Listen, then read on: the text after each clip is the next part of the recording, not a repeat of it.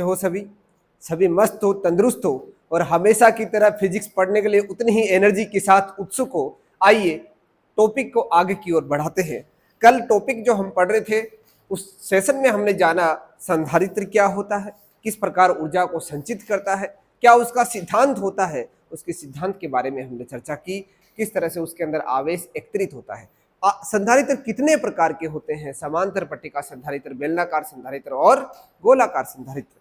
उसमें भी हमारे सिलेबस का जो हिस्सा है समांतर पट्टिका संधारित्र की बात हमें और डिटेल से करनी थी। आइए प्यारे बच्चों उसको हम करने की कोशिश करते हैं। आज हमारा जो टॉपिक रहने वाला है वो है समांतर पट्टिका संधारित्र की धारिता।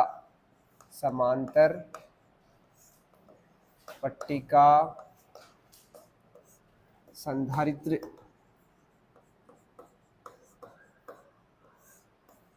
की धारिता।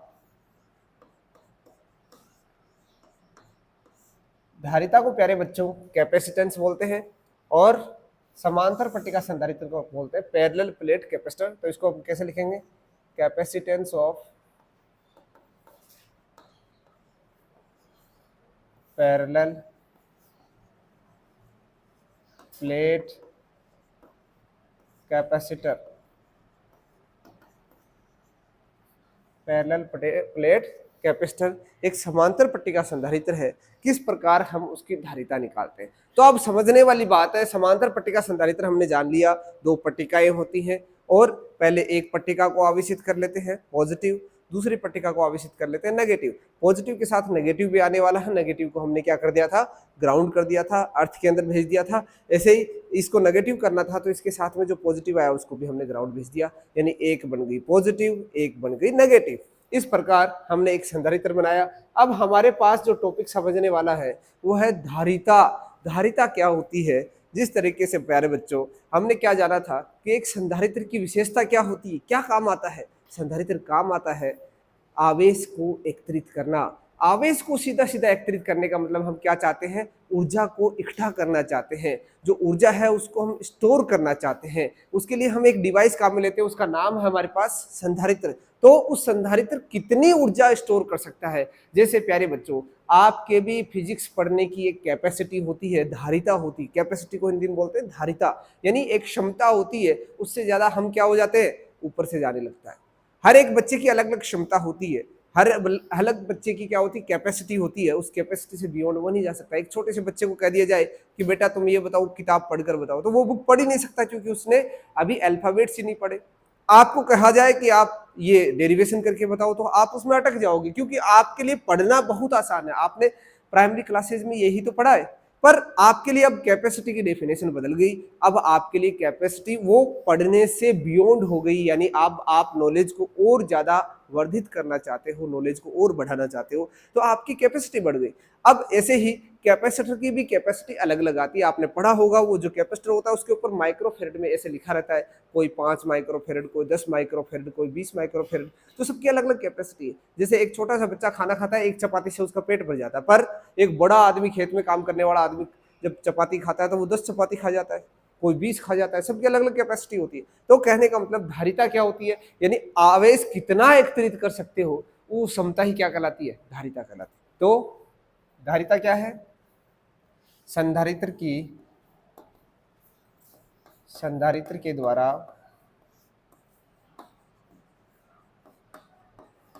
आवेश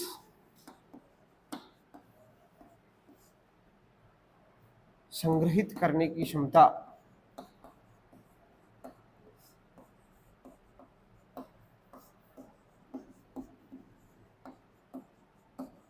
क्षमता को धारिता कहते हैं।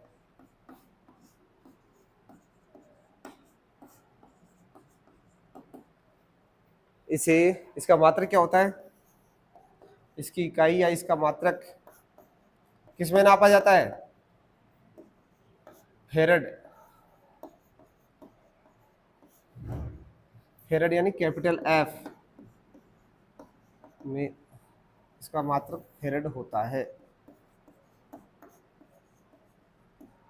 क्योंकि फेरड बड़ी मात्रा है,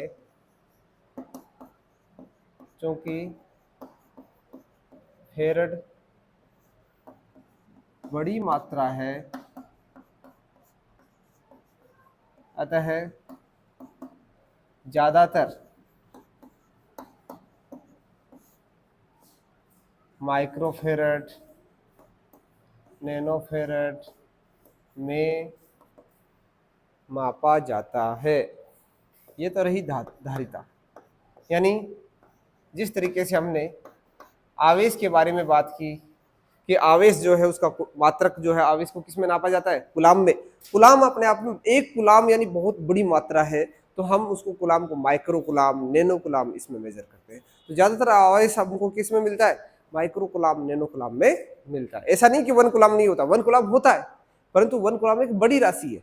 माइक्रो कुलाम, नैनो कुलाम, जैसे यही बात करें कि आपको कोई कह दे किलोग्राम होता है क्या? 1 किलो होता है। चीनी की बात करें तो 1 किलोग्राम होता है। शुगर लेके आओगे मार्केट से तो 1 किलो होती है। पर आपको कह दे कि आपके पास कितना सोना है, गोल्ड कितना है? 1 किलो। इस दुनिया में 1 किलो गोल्ड रखने वाले कितने लोग होंगे? यानी बात करते हैं, यानी उस क्वांटिटी की, उसकी मात्रा कितनी है, वो डिपेंड करता है कि वो राशि कितनी मात्रा में हम उसको एकत्रित कर सकते हैं। यानी आवेश 1 फेरेड की कैपेसिटी वाला अपने आप में बहुत बड़ी मात्रा है, तो इसलिए 1 नैनो फेरेड, माइक्रो फेरेड में इसको मापा जाता है। अब इस धारिता को मापना है, तो ये जो धारिता है, संधारित्र की धारिता जो होती है प्यारे बच्चों, वो धारिता क्या होती है? संधारित्र की धारिता, तो संधारित्र की प्लेटों पर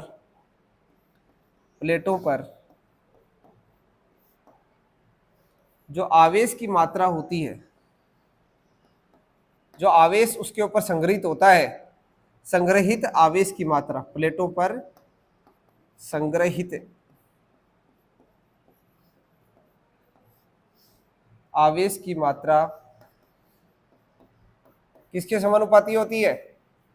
प्लेटों के ऊपर विभवांतर, जितना ज्यादा विभवांतर लगाओगे उस पर, आरोपित विभवांतर के, प्लेटों पर आरोपित विभवांतर के, प्लेटों पर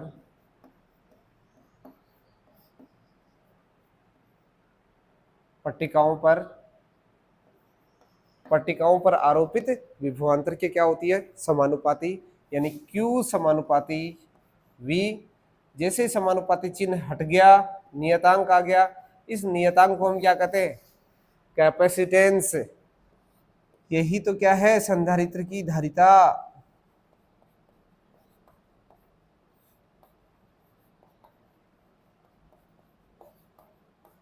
यानी C की बात करें तो वो किसके बराबर होता है हमेशा? कितना आवेश प्लेटों के ऊपर आया, कितना वोल्टेज आपको अप्लाई करना पड़ा, तब जाके इतनी आवेश की मात्रा हमको मिली। उससे हम क्या निकाल सकते हैं? संधारित्र की धारिता। आइए हम नेक्स्ट जानते हैं किस प्रकार C की वैल्यू हम फाइंड आउट कर सकते हैं। यानी अब तक हमने क्या जाना? अब तक हमने जाना कि संधारित्र की धारिता की परिभाषा क्या होती है। धारिता, कैपेसिटी ऑफ द कैपेसिटर क्या होता है? उस कैपेसिटर की जो कैपेसिटी है वो ये होती है, उसके ऊपर आरोपित विभवांतर, यदि उसके ऊपर वोल्टेज डिफरेंस लगाया जाता है, विभवांतर आरोपित किया जाता है, तो प्लेटों पर आवेश संग्रहित हो जाता है, क्योंकि उस संधारित्र का काम ही यही है, आवेशों को संग्रहित करना। जैसे मैंने उसकी प्लेटों पर विभवांतर लगाया तो उसने क्या कर लिया? आवेश को संग्रहित कर लिया। आवेश कितना संग्रहित किया, वो मात्रा किस पर निर्धारित होती, किसके द्वारा निर्धारित होती है? वो विभवांतर के द्वारा निर्धारित होती है। यानी आपने पोटेंशियल डिफरेंस ज्यादा लगाया है, विभव का अंतर ज्यादा लगाया है, तो ज्यादा आवेश संग्रहित होगा, कम लगाया है, कम संग्रहित होगा। वो उसकी फिर जैसे ही वो यहाँ से प्रोपोर्शनल चिन्ह हटाते हैं, यहाँ पर एक नियतांक आ जाता है। कैपेसिटी एक कांस्टेंट राशि होती है, एक निश्चित राशि होती है। हर एक कैपेसिटर की, हर एक संधारित्र की एक निश्चित राशि होती है। आइए प्यारे बच्चों, अब हम जानते हैं किस प्रकार हम इस धारिता को एक समांतर पट्टिका संधारित्र के लिए कैलकुलेट करते हैं, उसके डेरिवेशन की हम बात करते हैं। यानी हमारे पास एक समांतर पट्टिका संधारित्र है और उसकी धारिता का जो फॉर्मूला हमारे पास आया है C = Q/V, उसको हम कैलकुलेट करते हैं। किस प्रकार हम इसको कैलकुलेट कर सकते हैं? एग्जाम में ये पूछा जाता है, बहुत बार अक्सर पूछा जाता है कि बताइए समांतर पट्टिका संधारित्र की जो धारिता है वो किस प्रकार निकाली जा सकती है, उसका व्यंजक किस प्रकार आप उत्पन्न कर सकते हो। तो प्यारे बच्चों देखते हैं। देखो, सबसे पहले एक समांतर पट्टिका संधारित्र लो, यानी दो पट्टिकाएं ऐसे खड़ी कर ली मैंने आमने सामने, इसको मैंने आवेशित कर लिया ऋणावेशित, दूसरी तरफ का जो आवेश है उसको मैंने ग्राउंड कर दिया था, पूरे पट्टिका पर आवेश फैल गया है। अब ये आप समझ लीजिए आवेश ऐसे थोड़ी निकला हुआ है, बस दर्शाया गया है, बाकी इसके ऊपर पूरे पर ऋणावेश है, इलेक्ट्रॉन इलेक्ट्रॉन है, और इस वाली पट्टिका पर इलेक्ट्रॉन की कमी है, यानी पूरा का पूरा धनावेशित है। ठीक है, अब इस पट्टिका पर पूरे पर क्या है, धनावेश है। अब मैं क्या करता हूं, अब मैं यहां पर यानी इसके 3 पॉइंट्स ले लेता हूं, एक पॉइंट ए, दोनों प्लेटों के बीच का पॉइंट बी, और प्लेटों के बाहर का पॉइंट सी।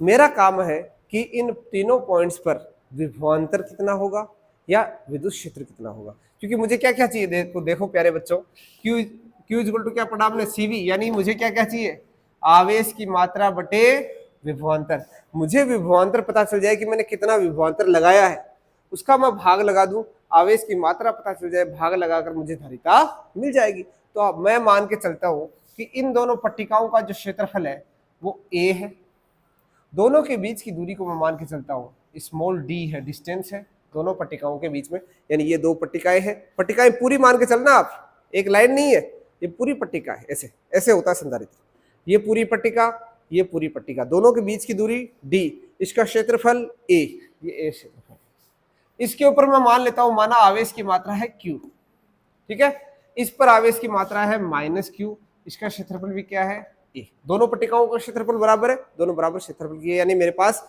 ए शेप के दो पेपर है, और दोनों पेपर्स जो है, दोनों पेपर का जो एरिया है वो एकदम सेम है, दोनों में कोई अंतर नहीं है। आप देख सकते हैं आपके सामने, जैसे ये मेरे पास दो पेपर है, इन दोनों पेपर को मैं इस तरह से खड़ा कर दूं, ठीक है, ये क्या बन गया, एक समांतर पट्टिका संधारित्र। ये पट्टिका संधारित्र है, पर यहां कागज की बजाय मैं क्या ले लूं, एक धातु की दो प्लेट्स ले लूं, यानी दो मेटल्स की प्लेट ले ली मैंने, तो ये प्लेट किसकी है, धातु की बनी हुई है, यानी इस प्लेट को मैंने, धातु की दो प्लेटें हैं, धातु की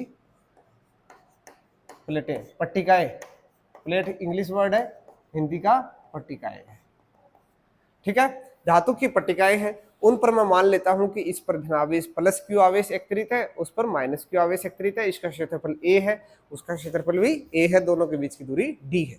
अब मैं विभवांतर, विभव का अंतर देखना चाहता हूं, दोनों पट्टिकाओं के बीच में विभव का अंतर कितना है, तो उसके लिए मुझे मालूम होना चाहिए, आपको मालूम है कि हमने पढ़ा था विद्युत क्षेत्र और विद्युत विभव में क्या संबंध होता है, बताइए, विद्युत क्षेत्र और विद्युत विभव, V बराबर हमने क्या पढ़ा था, E डॉट dl, यानी E विद्युत क्षेत्र और उन दोनों पट्टिकाओं के बीच की दूरी मुझे मालूम पड़ जाए तो मेरे पास क्या आ जाएगा, विभवांतर आ जाएगा, यानी इस फॉर्मूले को मैं यूज करके यहां पुट करके फिर मैं C की वैल्यू निकाल सकता हूं। तो कहने का मतलब मुझे E चाहिए, विद्युत क्षेत्र चाहिए, तो अब इन दोनों पट्टिकाओं के बीच में या साइड में कहीं पर भी विद्युत क्षेत्र का मान आ जाए तो मैं ये V निकाल सकता हूं। चलो आइए उसको निकालते हैं। सबसे पहले ये माना जाता है कि जो मैंने पट्टिकाएं ली है वो इतनी पतली है, इतनी पतली है, तो इसको आप परत बोल सकते हो, थिन फिल्म बोल सकते हो, परत, जैसे कागज मैंने आपको अभी दिखाया, वो कागज माइक्रोमीटर में होता है ना, एमएम में होता है, मिलीमीटर में होता है, यानी इतना पतला पेपर, उतनी ही पतली, उससे भी पतली, उससे भी महीन हम क्या ले लेते हैं, धातु की चादर ले लेते हैं, समझ गए, धातु की दो पतली पतली चादर ले लेते हैं। अब पतली पतली चादर लेने से फायदा क्या होगा, देखिए पतली पतली चादर लेने से क्या होगा, मैं ये मान के चलता हूं, देखो धातु में क्या विशेषता होती है, यदि मैं इधर से इसको आवेश दूं तो आवेश इस साइड फैलेगा, नहीं कि पीछे की तरफ जाएगा, जिधर से आवेश दोगे उधर ही फैलेगा, परंतु यदि ये बहुत ही पतला है तो क्या होगा, आवेश आर पार दिखेगा, कहने का मतलब आवेश इधर भी है और इधर भी है, ठीक है, दिखने में मैंने ऐसे बनाया पर आवेश इसके दोनों तरफ है, ठीक है, ये पट्टिकाएं बहुत पतली है और धातु की है, ठीक है। अब पतली है तो विद्युत क्षेत्र का मान बताइए, प्लस के कारण विद्युत क्षेत्र की दिशा क्या होती है, प्लस से हमेशा बाहर की ओर, तो विद्युत क्षेत्र की दिशा इस पॉइंट ए पर बात करूं मैं, इस पट्टिका के कारण, प्लस वाली के कारण, तो ई प्लस किधर हो जाएगा, बाहर की ओर, माइनस के कारण उधर की तरफ, अंदर की तरफ, माइनस के कारण हमने क्या पढ़ा था, अंदर की तरफ, माइनस की तरफ, तो माइनस की तरफ ही आ जाएगा ई माइनस। क्लियर है। अब पॉइंट बी पर चलो, पॉइंट बी पर प्लस के कारण इधर, माइनस के कारण, माइनस के कारण भी इधर, सी पर प्लस के कारण, माइनस के कारण। अब हम जानते हैं ई प्लस और ई माइनस की वैल्यू कितनी है, ठीक है। तो ई प्लस की वैल्यू कितनी है बताओ, सिग्मा बटे, धातु है धातु, और धातु किसकी तरह व्यवहार कर रही है अभी, कुचालक की तरह, और कुचालक के कारण हमने विद्युत क्षेत्र कितना जाना था, सिग्मा बटे 2 एप्सिलॉन नॉट। बच्चे यही गलती कर बैठते हैं, धातु के पट्टिकाएं मानते हैं और सिग्मा अपॉन एप्सिलॉन लेके कैलकुलेशन करते हैं, वो गलत हो जाती है। इधर सिग्मा अपॉन 2 एप्सिलॉन नॉट, इधर sigma upon 2 epsilon not. E plus किसके बराबर होगा, ई माइनस, दोनों विद्युत क्षेत्र का परिमाण बराबर है, परंतु यहां पर दिशा क्या है, विपरीत। तो यहां ई ए कितना हो गया बताओ, cancel out, EC, EB sigma बटे 2 एप्सिलॉन नॉट प्लस सिग्मा बटे, लघुत्तम ले लो, 1/2 प्लस 1/2 क्या होता है, आधा प्लस आधा 1, तो मैं इसको डायरेक्ट लिख दूं सिग्मा बटे, तो पट्टिकाओं के अंदर विद्युत क्षेत्र का मान कितना आ गया, सिग्मा बटे एप्सिलॉन नॉट। उसको मैं यहां पुट करके v का मान आ जाएगा, v को यहां पुट करके आंसर आ जाएगा। चलो तो लिखें इसको, इसकी शुरुआत करते हैं, किस प्रकार हम इसको लिखेंगे, किस प्रकार हमारे पास इसकी वैल्यूज आएंगी। माना माना दो धातु की, दो समान धातु की, दो समान धातु की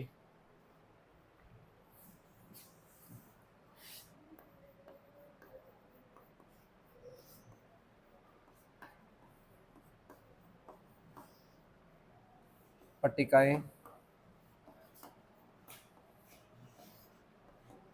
जिनका क्षेत्रफल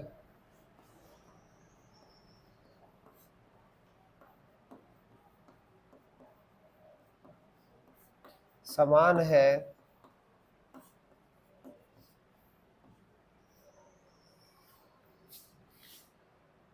तथा उन पर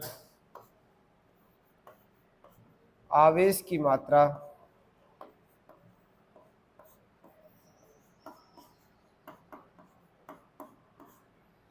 समान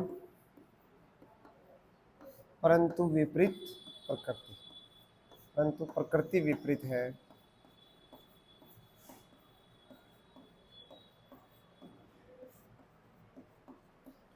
एक दूसरे से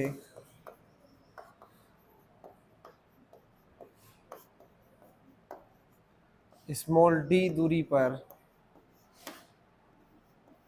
रखी हुई है। चूंकि पट्टिकाएं बहुत पतली हैं,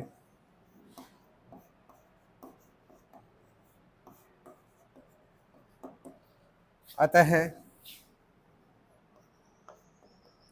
आवेश इनके दोनों तरफ होगा, जो एक कुचालक की भांति व्यवहार कर, कुचालक की भांति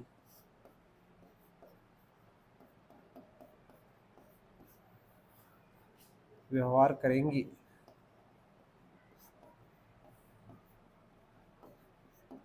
अतः बिंदु ए बी व सी पर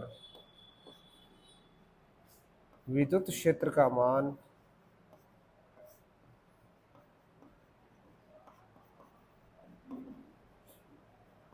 क्रमशः ई ए 0, ई बी सिग्मा बटे एप्सिलॉन नॉट व ई सी 0 होगा।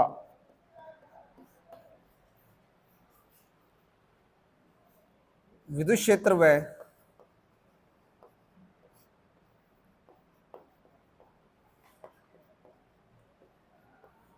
विद्युत क्षेत्र ई व विभवांतर V के मध्य संबंध से V बराबर E और D दोनों सेम ही डायरेक्शन में, तो हम इसको D डिस्टेंस इस डायरेक्शन में हम ले सकते हैं डिस्प्लेसमेंट, तो ये E इंटू डी कोस 0 मान लेंगे, ई डी हो जाएगा। अब यहाँ से E मुझे मालूम है, तो V क्या बन जाएगा प्यारे बच्चों, सिग्मा बटे एप्सिलॉन नॉट डी, यानी दोनों प्लेटों के मध्य का विभवांतर, दोनों पट्टिकाओं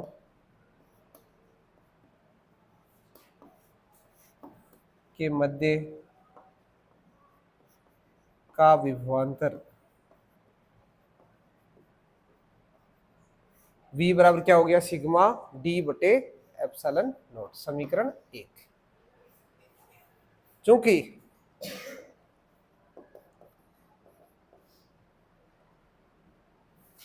देखो यहां इसको आप सिग्मा को क्या लिख सकते हैं, Q बटा A, तो V को ऐसे भी लिख सकते हो, Q D बटा A एप्सिलॉन नॉट, ये बोल दो देना समीकरण 1, ठीक है, इसको समीकरण 1 बोल देना। अब हम क्या लाना चाह रहे हैं, हम लाना चाह रहे हैं संधारित्र की धारिता, और वो क्या होगी, Q equal to C V, यानी Q अपॉन वी, V उस समीकरण को 1 को इसमें रखने पर, तो ये क्या बन जाएगा, Q V की वैल्यू कितनी है, Q D बटा A एप्सिलॉन नॉट, Q बटे A, Q D बटा A एप्सिलॉन नॉट, इसका वैल्यू क्या हो जाएगा, ये ऊपर चला जाएगा, तो क्या हो जाएगा, Q से तो Q कट गया, A एप्सिलॉन नॉट ऊपर चला गया, तो इसको मैं ऐसे लिख देता हूँ, एप्सिलॉन नॉट A बटा D, यही तो संधारित्र की धारिता है, यानी मेरे पास इस संधारित्र की धारिता कितनी आई, epsilon naught A upon D। बहुत ही महत्वपूर्ण पार्ट है, एक कैपेसिटर अपने अंदर कितना आवेश एकत्रित कर सकता है, उसकी कैपेसिटी कितनी है, वो इसके द्वारा निर्धारित होती है कि उन प्लेटों का क्षेत्रफल कितना है। यदि प्लेट बहुत बड़ी बड़ी प्लेट लगा दे तो क्षेत्रफल ज्यादा हो जाएगा, तब उसकी धारिता क्या हो जाएगी, ज्यादा हो जाएगी। प्लेटों को बिल्कुल पास पास कर दे, पास पास कर दे, दूरी दोनों के बीच में कम करते जाए, कम करते जाए, क्या हो जाएगी, धारिता बढ़ती जाएगी, बढ़ती जाएगी। तो ये दोनों पैरामीटर्स को कंट्रोल करके हम उस संधारित्र की धारिता को बढ़ा सकते हैं। तो प्यारे बच्चों, हमने देखा किस प्रकार एक संधारित्र जो होता है, समांतर पट्टिका संधारित्र, उसकी धारिता हमारे पास एक निकल के आता है, एक फॉर्मूला निकल के आता है, epsilon naught A upon D. A क्या होता है, इन प्लेटों का क्षेत्रफल, जो आयताकार है, गोलाकार है, जेसीबी शेप में है, ज्यादातर ये समांतर पट्टिका तो हम आयताकार ही लेते हैं, गोलाकार भी लेते हैं, ऐसी बात नहीं, सर्किल शेप में भी लेते हैं, गोलाकार नहीं सॉरी सर्किल शेप में, है ना, वर्ताकार, डिस्क डिस्क डिस्क डिस्क भी ले सकते हैं आप, एक आयताकार शेप भी ले सकते हो, एक स्क्वायर भी ले सकते हो, वर्ग भी ले सकते हो। तो एक आयत का क्षेत्रफल हमारे पास लंबाई गुणा चौड़ाई से आ जाता है, क्षेत्रफल मुझे मालूम है, और डी यानी उन दोनों पट्टिकाओं के बीच में दूरी कितनी है, दूर दूर है या पास पास है। तो यहाँ पर हमारे पास लिमिट क्या आई, ये नोट डालकर हम क्या लिखेंगे, संधारित्र की धारिता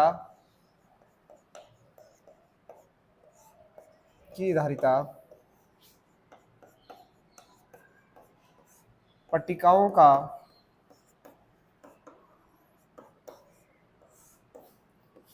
क्षेत्रफल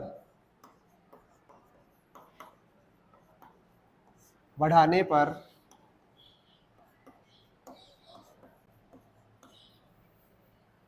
तथा उनके बीच की दूरी कम करने पर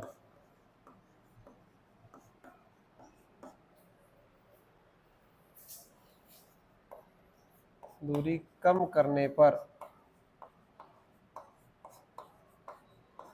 क्या होती है, बढ़ती है। यानी संधारित्र की धारिता कैसे बढ़ती है, इनके क्षेत्रफल को बढ़ा दो, बीच की दूरी को कम कर दो, तो पट्टिका की धारिता बढ़ जाएगी, आवेश ज्यादा मात्रा में संग्रहित कर लेगी। पर क्या इसकी एक लिमिट है? यस, इसकी एक लिमिट है। यानी एक लिमिट से ज्यादा, एक सीमा से ज्यादा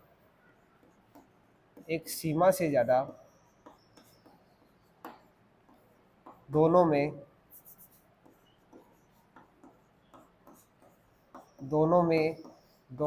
ही परिवर्तन नहीं किया जा सकता है।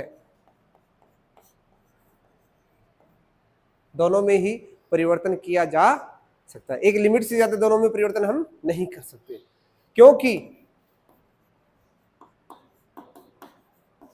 क्षेत्रफल बढ़ाने पर संधारित्र का आकार बढ़ जाएगा, जिससे डिवाइस का आकार भी बढ़ जाएगा, जो कि संभव नहीं है। का आकार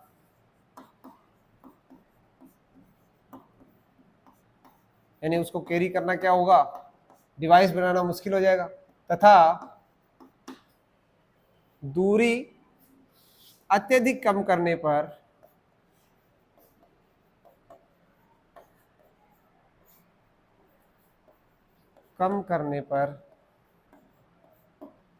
विपरीत आवेश के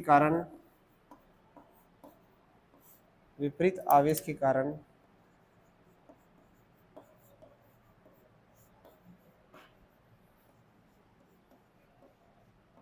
पट्टिकाएं चिपक जाएंगी,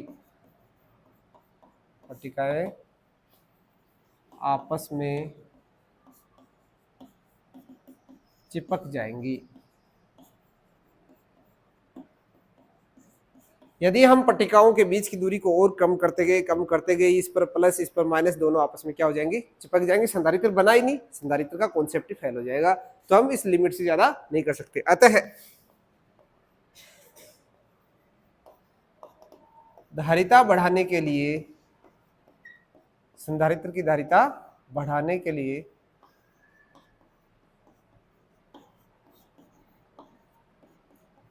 एक अन्य व्यवस्था की जाती है, जिसे कहते हैं हम, उनके बीच में क्या भर देते हैं, पराविद्युत पदार्थ भर देते हैं। बढ़ाने के लिए प्लेटों के मध्य, पट्टिकाओं के मध्य परावैद्युत पदार्थ भरा जाता है, परावैद्युत पदार्थ भरा जाता है। परावैद्युत पदार्थ भरने से क्या होगा प्यारे दोस्तों, जैसे माध्यम की विद्युतशीलता क्या होती है, माध्यम की विद्युतशीलता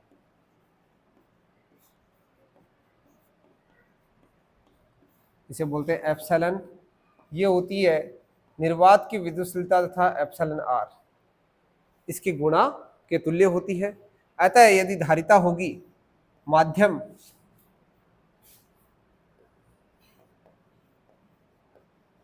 कौन सा, परावैद्युत रखने पर क्या होगा,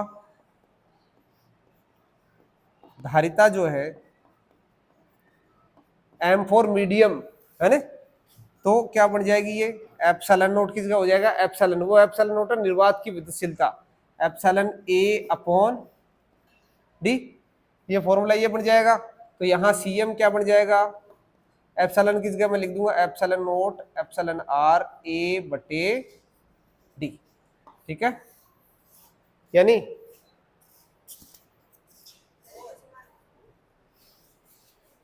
अब यहां पर आप बताइए, निर्वात यानी उसके बीच में कुछ नहीं रखा, पूरा खाली है, तो ऐसी स्थिति में वो C था, इसको मैं C नोट बोल दूं, C रख लो, चलो कोई दिक्कत नहीं।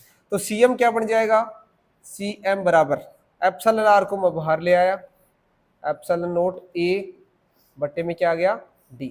एप्सिलॉन आर, और ये पूरा का पूरा क्या है सी, यानी सी एम। माध्यम रखने पर जो माध्यम रखने पर जो इस संधारित्र की धारिता होगी, यानी मैंने इसके बदले क्या रख दिया, एक परावैद्युत पदार्थ रख दिया जिसकी विद्युतशीलता है एप्सिलॉन आर, या और जिसकी परावैद्युतांक है एप्सिलॉन आर, रिलेटिव परमिटिविटी, आपेक्षिक विद्युतशीलता। एप्सिलॉन आर को क्या बोलते हैं, जहां एप्सिलॉन आर क्या है, आपेक्षिक विद्युतशीलता।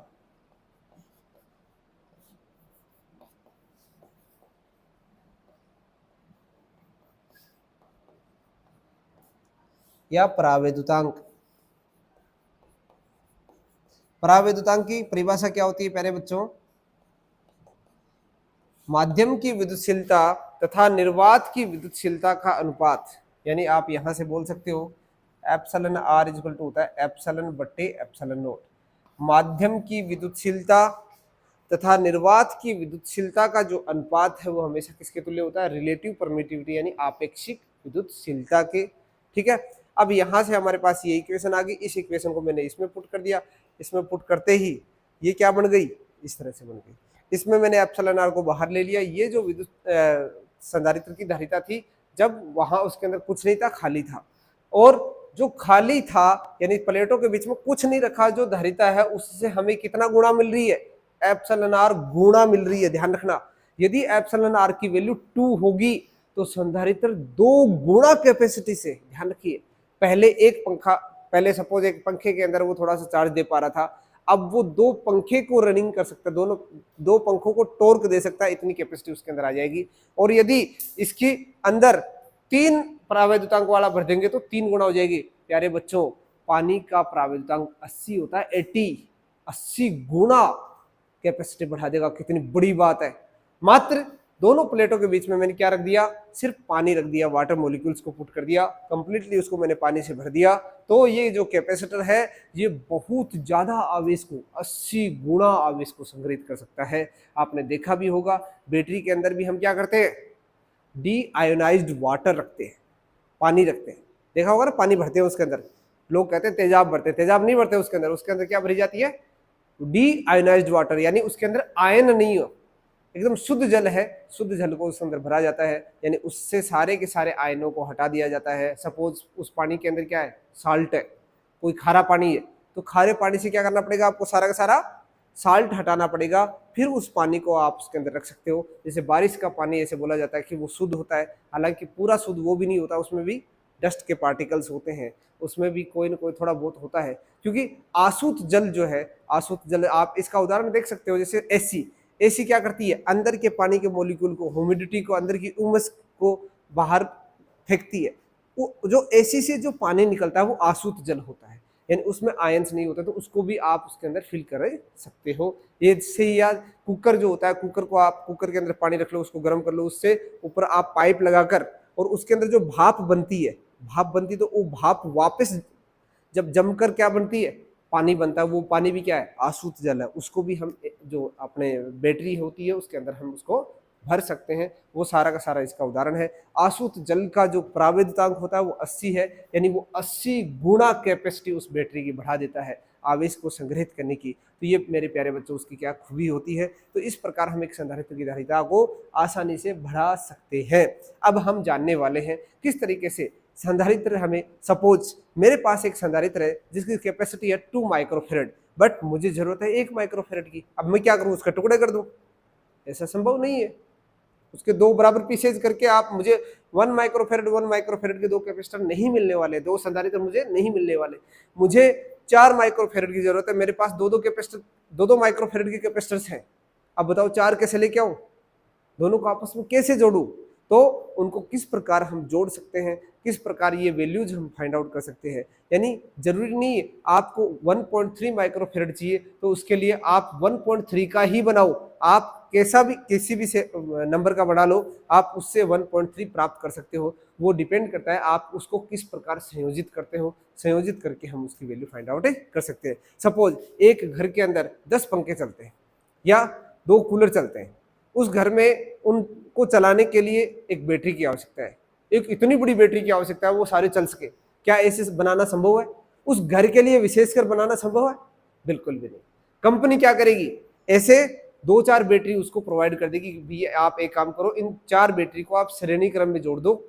श्रेणी क्रम में जोड़ने पर वोल्टेज बढ़ेगा, वोल्टेज ज्यादा नहीं चाहिए उसे क्या चाहिए, उसे तो करंट ज्यादा चाहिए, पावर ज्यादा चाहिए, तो वो क्या करेगा, उनको समांतर क्रम में जोड़ेगा। तो वो श्रेणी क्रम समांतर क्रम संयोजन किस प्रकार होता है उसके बारे में हम पढ़ेंगे, और उसके बाद हम जानेंगे किस प्रकार हम अलग अलग धारिता के संयोजन यानी वैल्यूज हम फाइंड आउट कर सकते हैं। तो प्यारे बच्चों, हमने देखा संधारित्र की धारिता हम किस प्रकार बढ़ा सकते हैं, यानी यदि हम प्लेटों के बीच में पानी भर दें, आसूत जल को भर दें, या कोई दूसरा पदार्थ भरते हैं जो प्राविद्युत पदार्थ है। प्राविद्युत पदार्थ कौन कौन से होते हैं, ध्रुवीय प्राविद्युत और अध्रुवीय प्राविद्युत। अध्रुवीय प्राविद्युत कौन कौन से होते हैं, O2, Cl2, इस तरह के जो पदार्थ है वो अध्रुवीय प्राविद्युत, जिनमें खुद का सेंटर जो है धनायन और ऋणायन का सेंटर एक ही जगह पर होता है, ठीक है। और ध्रुवीय प्राविद्युत HCl, H2O, ये सारे, तो ये प्राविद्युत पदार्थ है, इनको हम इन प्लेटों के बीच में भर सकते हैं और उनसे हम उस संधारित्र की धारिता जो है उसको हम बढ़ा सकते हैं। तो हमने क्या देखा, संधारित्र की धारिता तो बढ़ा ली, पर मुझे अलग अलग मान के संधारित्र चाहिए, तो उसके लिए मुझे क्या करना पड़ेगा, संधारित्रों को जोड़ना पड़ेगा। तो संधारित्रों का संयोजन, टॉपिक का नाम है संधारित्रों का संयोजन।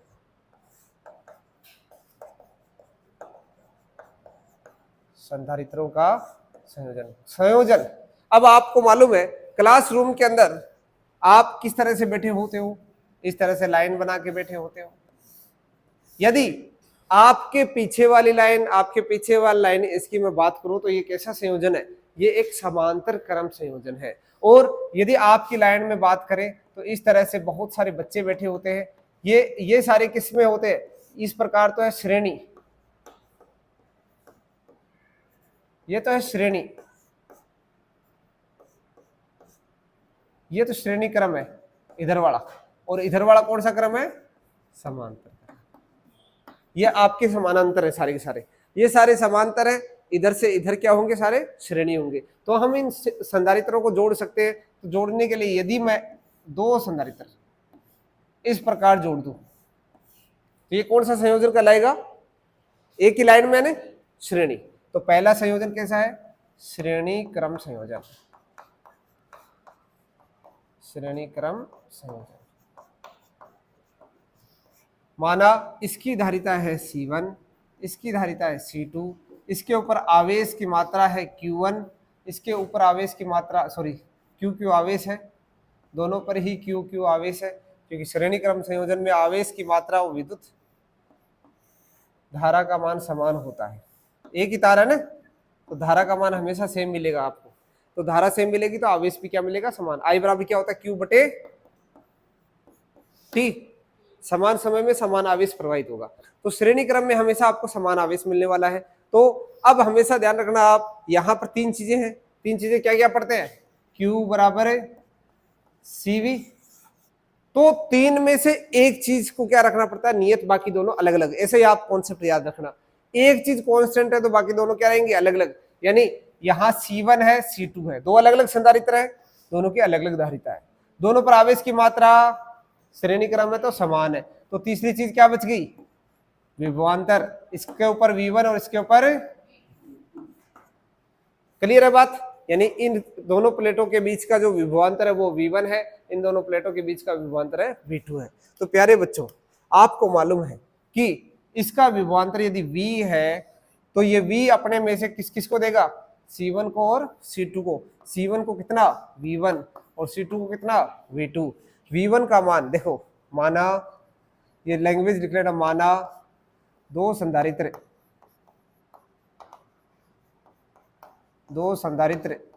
जिनकी धारिता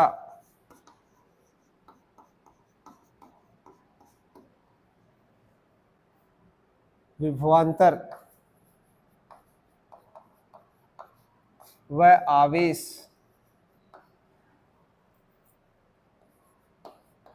क्रमशः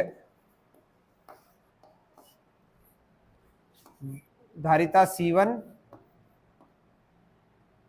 V1, Q व C2 V2 Q है। संयोजन में तुल्य विभवांतर V बराबर V1 प्लस V2। चूंकि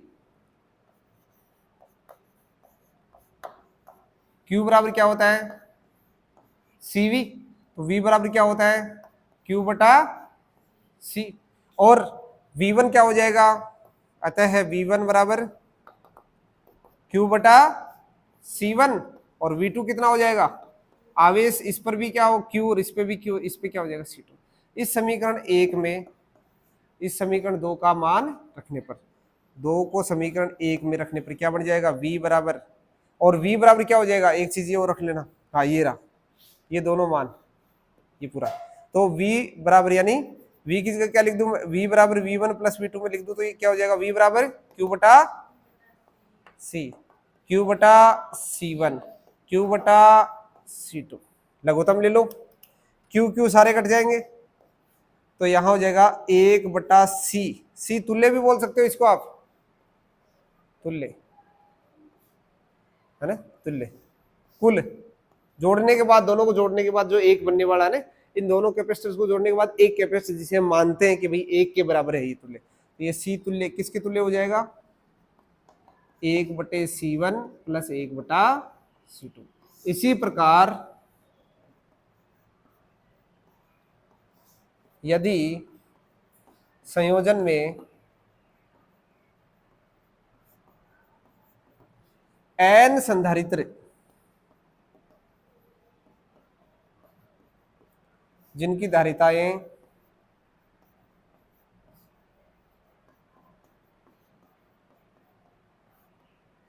क्या हो, C1 C2 Cn हो,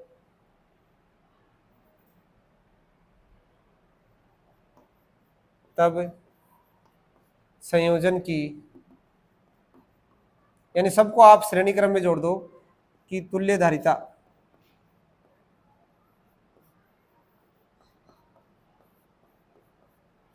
संयोजन की तुल्य धारिता क्या हो जाएगी, 1/C तुल्य बराबर 1/C1 1/CN, ठीक है। इस प्रकार हम श्रेणी क्रम संयोजन में तुल्य धारिता का मान याद कर सकते हैं।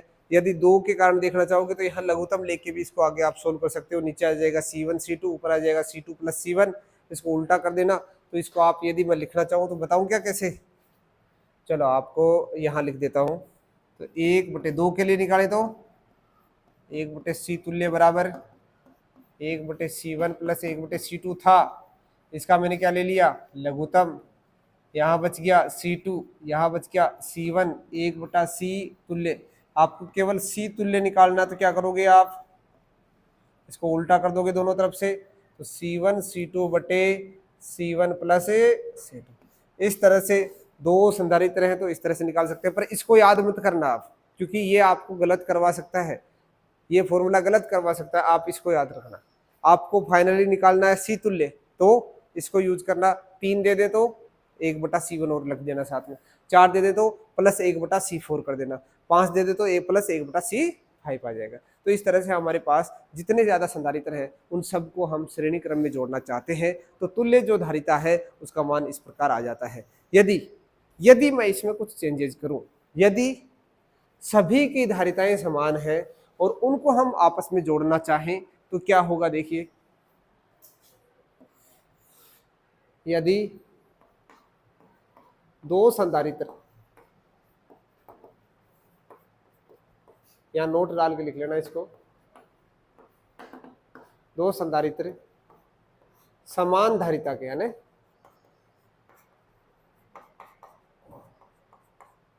समान धारिता के हो तो तुल्य धारिता क्या हो जाएगी, C तुल्य, बताओ, C गुणा C बटे C प्लस C स्क्वायर बटा 2C, एक C से एक C घट गया, कितना आया C बटे 2। तुल्य धारिता बढ़ी या घटी, एक संधारित्र जिसकी कैपेसिटी C थी ऐसा ही दूसरा संधारित्र लेके आए और दोनों को एक ही रेखा, एक ही तार से जोड़ दिया, तो बताओ अब धारिता उसकी बढ़ी या घटी? उसकी धारिता आधी हो गई। या फायदा वाली चीज है, घाटे वाली चीज है? घाटे वाली चीज है। परंतु जरूरत है, मेरी जरूरत क्या है? मेरे को चाहिए, आवश्यक है कितना? 1 माइक्रोफेरेड। मुझे आवश्यक कितना है? 1 माइक्रोफेरेड। और उपलब्ध कितना है? आपके पास उपलब्ध है 2 माइक्रोफेरेड। बताओ मुझे 1 माइक्रोफेरेड के लिए एक नई कंपनी खोलनी पड़ेगी क्या? कंपनी वालों को डिमांड भेजनी पड़ेगी क्या कि भैया आप मेरे को एक काम करो, 1 माइक्रोफेरेड के आप कैपेसिटर बना के दो, क्योंकि मेरे पास तो 2-2 माइक्रोफेरेड के कैपेसिटर्स हैं, आपको चाहिए एक ही। तो आप इस तरह से संयोजित करके भी अपना जुगाड़ बना सकते हैं। ये एक जुगाड़ ही है, यानी आपके पास उपलब्ध है 2 माइक्रोफेरेड, आपको चाहिए 1 माइक्रोफेरेड, दोनों को क्या करो? 2-2 माइक्रोफेरेड के 2 कैपेसिटर्स लो, संधारित्र लो, दोनों को एक ही तार से जोड़ दो, एक आगे पीछे इस प्रकार जोड़ दो, आपको 1 माइक्रोफेरेड तुल्य धारिता मिल जाएगी। यानी कैपेसिटी को हम कम कर सकते हैं, आपको उस डिवाइस को क्षति भी नहीं होगी। आपको जरूरत है 1 माइक्रोफेरेड, तो 1 माइक्रोफेरेड आप बना सकते हो। आपको यदि और इससे कम चाहिए तो अब एक और जोड़ दो, और उससे कम चाहिए तो, यानी कैलकुलेशन आप कर सकते हो, कैलकुलेशन करके आप तुल्य धारिता निकाल सकते हो। अब इसके बाद आता है समांतर क्रम संधारित्र, उसके बारे में भी आपको फुर्ती से। समांतर क्रम संधारित्र में क्या होता है? वही सेम टू सेम चीजें रहने वाली है, पर यहाँ बदलाव आ जाएगा। बदलाव क्या आने वाला है? यहाँ समांतर क्रम होगा, तो यानी लाइन जो है आगे पीछे लाइन है, तो ऐसी स्थिति में एक संधारित्र यहाँ लगने वाला है, एक संधारित्र यहाँ लगने वाला है, दोनों को इस प्रकार हम जोड़ने वाले हैं। इसकी जो धारिता है इसको मैंने बोल दिया C1, इसकी धारिता को बोल दिया C2। यहाँ पर विभवांतर V रहने वाला है, क्योंकि समांतर क्रम है, वोल्टेज जितना इनके ऊपर अप्लाई हो रहा है ऊपर वाले पर, जितना इसके ऊपर अप्लाई होने वाला है। ठीक है, इसकी अब एक नियत चीज है, तो बाकी दूसरी चीज क्या होगी? यहाँ पर बदलाव होगा, Q2 होगा इसका, Q2 होगा इसका, Q1 हो जाएगा। यानी इसकी धारिता C1 विभवांतर V1 आवेश Q1, C2 विभवांतर V आवेश Q2 है। तो यहाँ पर बदलाव किस में हो रहा है? देखिए आप, जो बदलाव हो रहा है उसी को हम जोड़ेंगे आपस में। कुल आवेश क्या होता है? संरक्षित होता है, तो Q बराबर क्या हो जाएगा? Q1 प्लस क्या हो जाएगा दोस्तों? Q1 plus Q2। हमने क्या पढ़ा है? Q बराबर CV। तो यहाँ पर Q निकालना चाहूंगा मैं या V निकालना चाहूंगा? यहाँ मुझे Q क्या है? CV, सीधा रख दो आप, दिक्कत ही नहीं है। यानी यहां पर क्या बन जाएगा? Q बराबर CV है, Q1 बराबर क्या हो जाएगा? C1 V1 है, Q2 बराबर क्या हो जाएगा? C2 V2 है। सॉरी V नियत है, V नियत है। ठीक है, अब मुझे जोड़ना है, Q बराबर क्या हो जाएगा? Q1 plus Q2। उस समीकरण में इसकी वैल्यू पुट कर दो, तो क्या हो जाएगा? समीकरण 1 में इसको समीकरण 2 को मान रखने पर क्या बन जाएगा? ये Q की जगह लिख देंगे CV तुल्य C तुल्य V, C1 V, C2 V सारे के सारे कट गए, यानी C तुल्य क्या बन गया? बहुत ही आसान सा है, C1 प्लस C2। मुझे 2 माइक्रोफेरेड के संधारित्र दिए हुए थे, मुझे 4 माइक्रोफेरेड चाहिए। बताओ क्या करूंगा? सबको समांतर क्रम में जोड़ दूंगा। तो क्या हो जाएगा? यदि मेरे पास n संधारित्र है तो C तुल्य क्या हो जाएगा? सबको आपस में क्या करते जाओ? जोड़ते जाओ। यदि मुझे 2 संधारित्र समान धारिता के दिए हुए हैं, तुल्य धारिता क्या हो जाएगी? दोनों को आपस में जोड़ देंगे, C प्लस C क्या बन जाएगा?